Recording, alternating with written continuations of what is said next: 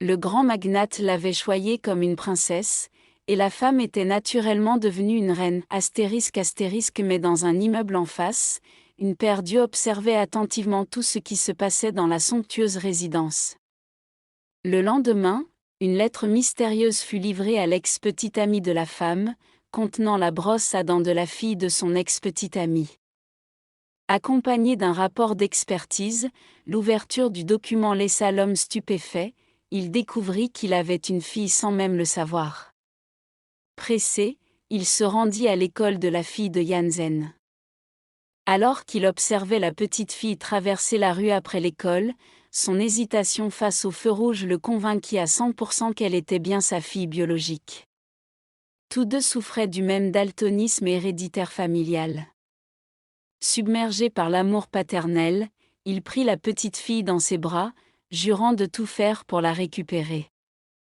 Cependant, un avocat lui rappela que tout enfant né pendant un mariage, qu'il y ait un lien de sang ou non, était légalement considéré comme l'enfant du couple. La seule issue possible était le divorce. L'homme, ravi d'être père, convoqua Jansen, mais face à ses accusations, celle-ci afficha une expression innocente. Fou de rage, l'homme la saisit par le cou et la plaqua contre le mur. Réalisant que Jansen, immergé dans une vie de luxe, ne divorcerait jamais, l'homme se présenta sans invitation à la réunion des parents d'élèves de la petite fille le lendemain. Là, il rencontra inopinément le grand magnate. Visiblement, pour protéger sa propre chair et son sang, l'homme était prêt à tout affronter, même le puissant magnate. Ce dernier sembla deviner quelque chose.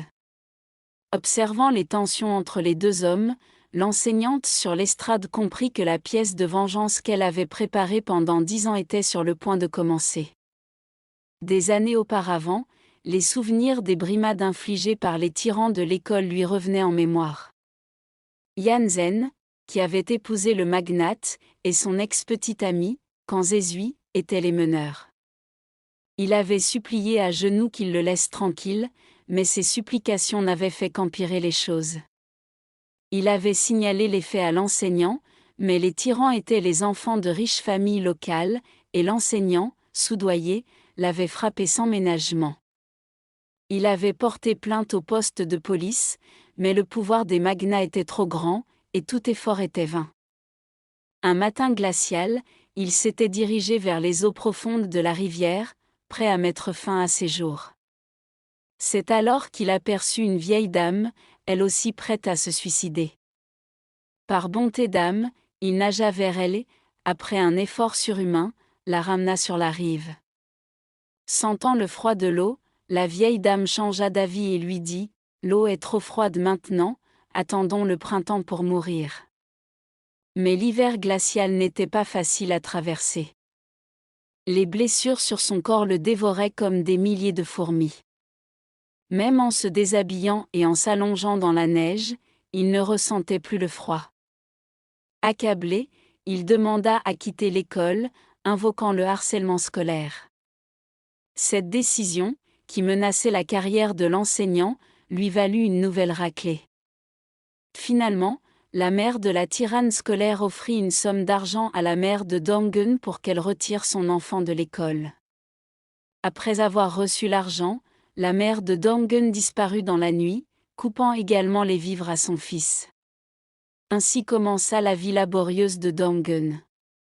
Apprenant que le rêve de la tyranne scolaire était de devenir une épouse et une mère exemplaire, Dongen, furieux, se rendit à l'endroit où il avait été maltraité. Après avoir obtenu une réponse affirmative, il déclara son propre rêve, se venger. Si la phrase « Attendons le printemps pour mourir » l'avait sauvé de l'abîme, sa détermination à se venger devint le catalyseur de sa transformation.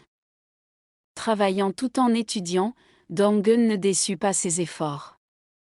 Des années plus tard, il fut admis à l'université, tandis que l'ancienne tyranne scolaire devenait une présentatrice météo renommée, ayant réalisé son rêve d'être une épouse et une mère exemplaire en épousant le grand magnate. Apprenant que le magnate à Doyon adorait le jeu de Go, Dongen se plongea dans l'apprentissage de ce jeu. Il rencontra même un maître du Go, Zhu Zheng, et devint son disciple. Après des mois d'entraînement intensif, ses compétences atteignirent un niveau impressionnant. Dans un club de Go, il attira l'attention de nombreux spectateurs avec ses coups magistraux. Le magnate était également présent. Alors que son adversaire réfléchissait encore, Dong Gun annonça qu'il avait perdu par 10 points.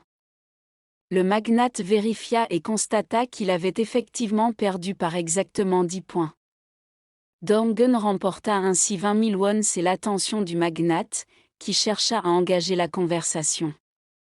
Mais Dong Gun ne lui accorda pas un seul regard du début à la fin. De retour chez lui, le magnate repassa mentalement la partie de Go de Dong Gun. Il ne comprenait pas pourquoi Dong Gun, qui avait eu tant d'occasions de vaincre son adversaire, avait choisi de prolonger la partie jusqu'à une victoire de 10 points. En réalité, Dong Gun attendait précisément son apparition. Cette nuit-là, Yan Zhen fit pour la première fois face à l'indifférence de son mari. Par la suite, chaque soir après le travail, le magnate passait intentionnellement par le club de Go, scrutant les alentours dans l'espoir de revoir Dong Gun, mais en vain. Alors qu'il s'apprêtait à partir, une silhouette familière passa brusquement à côté de lui. Les longs cheveux de Dong Gun volèrent au vent, frôlant presque le magnate. Sans hésiter, ce dernier s'approcha de Dong Gun. Comme prévu, il ne fut pas différent des autres adversaires, et perdit même plus rapidement que les autres. Poussé par un désir intérieur, le magnate, d'ordinaire silencieux, engagea la conversation. Il voulait tout savoir sur Dong Gun, mais ce dernier se contenta de jouer, puis prit son argent et se prépara à partir. Le magnate l'arrêta, proposant 50 000 wons pour une autre partie. Dong Gun avait enfin atteint son objectif, il avait capté l'attention du magnate, rapprochant ainsi son plan de vengeance. Plus tard, Dong Gun se rendit dans une supérette pour acheter de la nourriture. Comme prévu, le magnate le suivit. Cela faisait partie du plan de Dong Gun, car c'était le chemin que le magnate empruntait pour rentrer chez lui. Avant de partir, le magnate laissa ses coordonnées à Dong Gun, lui proposant de se retrouver pour discuter de Go. Pendant ce temps, Yan Zhen reçut un appel de sa fille, lui annonçant que sa nouvelle professeure principale s'appelait Moon Dong Gun. Yan Zhen fut stupéfaite et se précipita à l'école. La jeune fille qu'elle avait autrefois humiliée et forcée à s'agenouiller était maintenant la professeure de sa fille. Malgré le pouvoir immense de son mari, Yan Zhen ne pouvait rien faire contre Dong Gun. Un SMS la glaça d'effroi, l'ancienne enseignante qui avait participé au harcèlement de Dong Gun était morte dans des circonstances mystérieuses. Le groupe de harceleurs, composé de 5 personnes, discutaient même dans un groupe chat du montant de leur contribution pour les funérailles. Pour la première fois, Yan Zhen ressentit une véritable peur face à une menace de mort. Elle utilisa ses relations pour contacter le directeur de l'école, espérant faire renvoyer Dong Gun. Mais le directeur lui apprit que Dong Gun avait été nommé personnellement par le président du conseil d'administration, qui avait des raisons de la protéger. Yan Zhen, ignorant que le président avait des informations compromettantes sur elle, ne put rien faire. En passant devant la classe de sa fille, elle vit Dong Gun debout derrière elle, tenant une paire de ciseaux.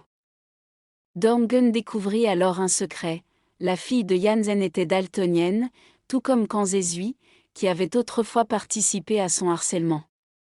Si elle trouvait des preuves, Dong Gun pourrait facilement manipuler Yan Zhen. Ainsi, Dong Gun continua à tisser sa toile, déterminé à épuiser et détruire tous les harceleurs, les regardant se débattre dans la souffrance.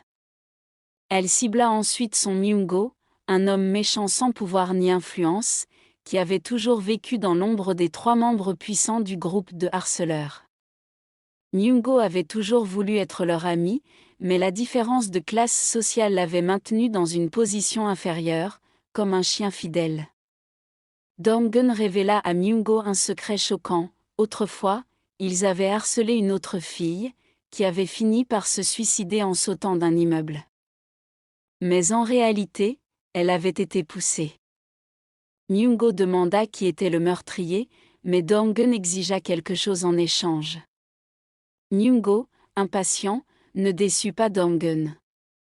Il apporta non seulement des preuves que Lee-Sara, le troisième membre du groupe, avait acheté de la drogue, mais vola également le téléphone personnel d'une autre complice.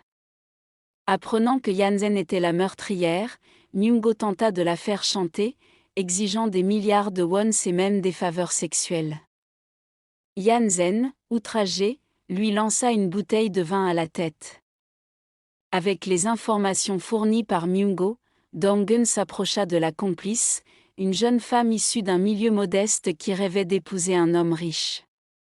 Alors qu'elle tentait de plaire à sa future belle-mère, Dong-gun apparut. À la surprise générale, Dong-gun et la belle-mère étaient de vieilles amies. Craignant que Dong-gun ne ruine son mariage, la complice se précipita vers elle, s'agenouilla et s'excusa pour son rôle dans le harcèlement, affirmant qu'elle n'avait fait qu'obéir aux ordres des harceleurs. Dong-gun ramassa un tisonnier et le brandit vers elle, la faisant crier de peur.